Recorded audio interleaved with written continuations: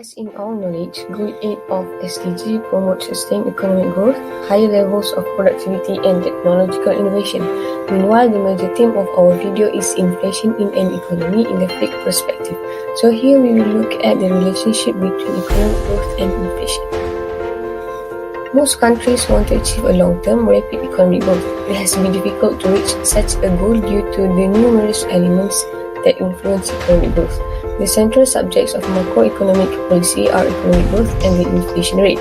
Inflation is one of many variables that can be identified as a predictor of economic growth. However, there is no definitive answer to the relationship between economic growth and inflation. Researchers research inflation and economic growth and arrive at various conclusions. It has sparked debate in both theory and empirical findings. The contentious issue concerning economic growth and inflation is their relationship. Let us concentrate on the positive relationship. Inflation, according to structuralists, is crucial for economic growth. For example, according to neoclassical theories, inflation boosts economic growth by altering the income distribution in favor of higher saving capitalists. Here are 5 questionnaires that will be answered in the next part of the discussion, which is what is inflation, problems of inflation, causes of inflation, inflation in the Islamic perspective, and how inflation can be controlled. So what is inflation? In economics, inflation is a general increase in the prices of goods and services in an economy. When the general price level rises, each unit of currency buys fewer goods and services. Inflation makes everything you buy more expensive, so the value of your money will decrease. For example, a taco that priced $2 in 2010 but increased in $2.25 in 2020. This is due to sustained inflation that has been occurring over time. In this case, the price change reflects a 25% inflation over 10 years. Inflation is classified into 3 types, which is demand pull, cost push, and built-in inflation. Demand pull inflation is a situation where consumer demand for goods and services in an economy persistently exceeds the available supply when the economy is near or at full employment. Demand pull inflation is caused by excess demand, which can originate from high export, strong investment, and rise in money supply. Cost push inflation is a result of the increase in the overall prices of production process inputs. For example, an increase in the cost of labor or raw material will lead to higher overall production costs. Lastly, built-in inflation occurs as the price of goods and services increases along the demand for higher wages in order to maintain cost of living, would then result in the basket of goods and services getting more expensive. Inflation imposes problems to many people, especially savers, who sacrifice consumption in the present in the hope of increasing their savings to meet greater level of future expenditure. Same goes to fixed income earners because their budget only limited by personal savings. So the only way for them to expand their purchasing power in the future is through good investment returns. So their expectations are frustrated as inflation reduces their fund purchasing value. Inflation also wreaks havoc on market economy long-term macroeconomic performance by decreasing total factor productivity. A high amount of inflation usually causes prices change. This can be costly for business and slow individuals optimal net income. It also causes larger predicting error by shifting the input data of prices, pushing the enterprise to spend extra time and extra resources to make decisions and protect themselves from price instability impact, making the economic efficiency in danger. Inflation can affect purchasing power over time for a variety of reasons. Example, pensioners who are promised a 5% yearly increase in their pension.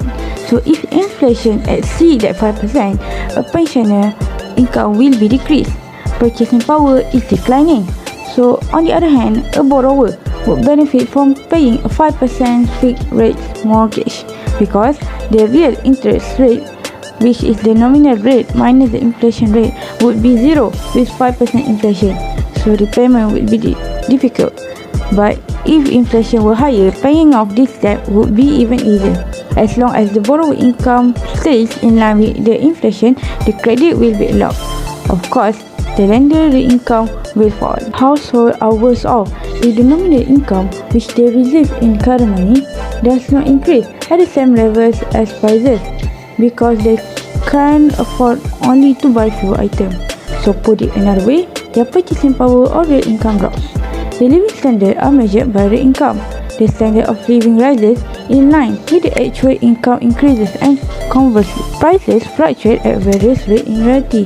Some, like the price of traded commodities, changes every day. Others, like contract-based pay, take longer to adjust because of their stickiness. So in an inflationary environment, irregularly rising prices end up putting some individuals' purchasing power, and this loss of real income is probably the most important consequences of inflation.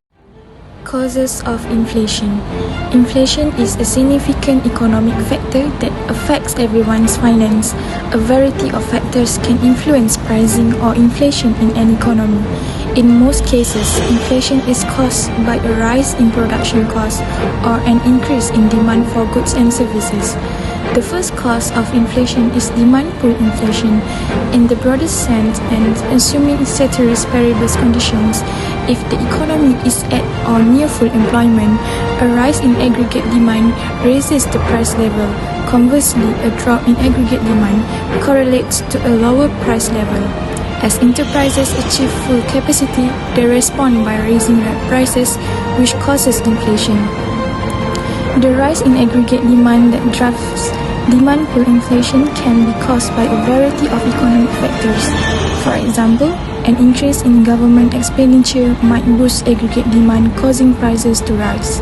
Rapid international expansion can also spark a spike in demand as more exports are consumed by foreigners. Finally, when a government lowers taxes, families have more discretionary cash in their pockets. This in turn increases consumer confidence, which stimulates consumer spending. The exchange rate also can be a cause of inflation. According to Ferrero and Seneca 2015, a central bank with a responsibility to maintain a stable CPI may boost interest rates to reduce the inflationary impact of depreciation on the currency rate. The Consumer Price Index (CPI) is a broad indicator of economic inflation in relation to the cost of goods and services. When inflation is excessively low, a central bank such as the Federal Reserve may lower interest rates to stimulate economic activity. When inflation becomes too high, interest rates may be hiked to keep prices stable. By raising interest rates, a customer may be more tempted to save money rather than spend it, owing to the potential return from putting it in a bank. The entire volume of products and services produced by an economy at a particular price level is referred to as aggregate supply.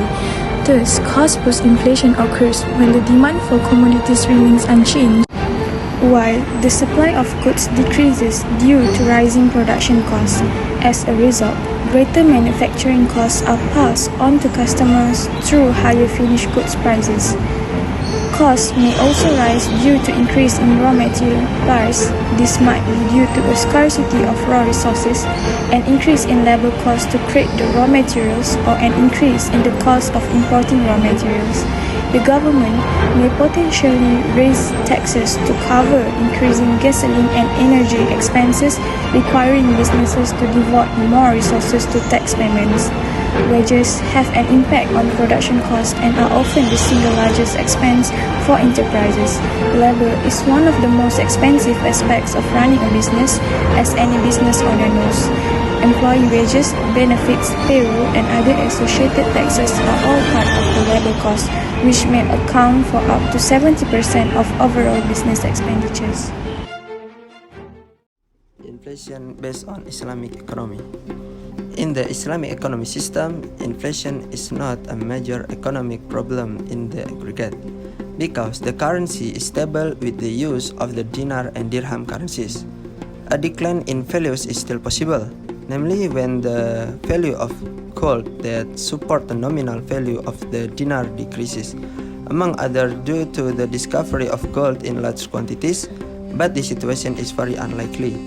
According to Islamic economists, inflation is very bad for the economy because it causes disturbance to the function of money, especially to the saving function. The function is advance payment, and the function of the unit of account, weakening the spirit of saving and attitudes towards saving from the community.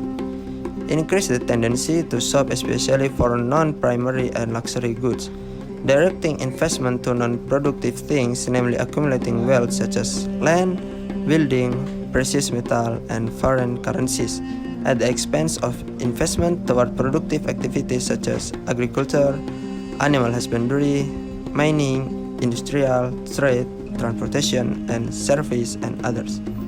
Taqiyuddin Ahmad Ibnu al-Maghrizi, who is an economist Muslim and also one of Ibnu Khaldun's students, classifies inflation into two groups. First is natural inflation. This type of inflation caused by natural justification, which people have no control. Ibnu al-Maghrizi said that this inflation is inflation caused by a decrease in aggregate supply or an increase in aggregate demand. Second is human error inflation.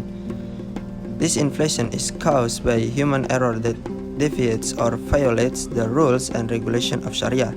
As the word of Allah subhanahu wa ta'ala means, corruption has appeared on land and at the sea due to the action of human hands, so that Allah may feel for them some of the result of their action, so that they will return to the right path. Surah Ar-Rum verses 41. Human error inflation in the Sharia system can be grouped according to its causes as follow: corruption and bad administration. Now, I will talk about controlling inflation in the Islamic economy. The most effective use of zakat may be maintaining price stability because zakat can be delivered in two ways, consumptive and productive. This is correct. As a result, a rise in aggregate demand is always accompanied by an increase in aggregate supply. Zakat distributed for consumption will increase aggregate demand, whereas zakat distributed for productive purposes will increase aggregate supply. A boost in aggregate demand, on the other hand, will initially inflate the aggregate price. The price, however, remains stable since the increase in aggregate demand is accompanied by an increase in aggregate supply as a result of the distribution of zakat in its productive form. Inflation can be effectively controlled through fiscal policy. A drop in government spending causes a change in aggregate demand to the left and downward. This leads to a decrease in the price level for a given aggregate supply. As a result, government downsizing lowers the rate of inflation. Increasing taxes is another approach to lower the rate of inflation. The aggregate supply can also be influenced by fiscal policy. Reduced or eliminated skewed taxes, for example, will result in an increase in aggregate supply and a decrease in the price level. Furthermore, directing government spending mostly to infrastructure investment results in a rightward shift in aggregate supply and a decrease in the price level. Another strategy to keep inflation under control is to use an income policy. This strategy comprises a government action to manage wage rates, prices, and profit margins. An income policy shortens the periods of transition from high to low projected inflation. The money supply is fully endogenous in an Islamic economic system, and it is generated by certain interest-free loans from the central bank to the banking system. The banking system lends the money to business on the basis of profit risk-sharing arrangements. As a result, the loans are channeled toward the production of goods and services in order to ensure that the investment pays for itself. The central bank is finally paid back for the loans. This ensures that productive assets will always back a society's money. In conclusion, the two most significant parts of macroeconomic policy are economic growth and inflation. There are several causes of inflation, which are an increase in the cost of production or an increase in the demand for products and services. Cost boost inflation occurs when prices rise as a result of rising manufacturing costs. Demand pull inflation occurs when there is a high level of client demand for a product or service. Furthermore, inflation gives a negative impact on the long-term macroeconomic performance of market economies by lowering total factor productivity. Price increases are common when inflation is significant, which can be costly for business and impede individuals' optimal net income. However, it is not a big economic issue in the Islamic economic system. Inflation is detrimental to the economy. According to Islamic economists, since it disrupts the function of money, particularly of the saving function, advance payment function, and unit of account function. This inflation needs to be controlled by establishing zakat, having a fiscal policy, using an income policy, and other than that. As a result, inflation has resurfaced as a major concern, and the government primary emphasis on macroeconomic management. Policies makers must strike the correct balance between supporting demand and growth when necessary while avoiding overstimulation and inflation. That's all from us, and thank you. Assalamualaikum warahmatullahi wabarakatuh, and bye.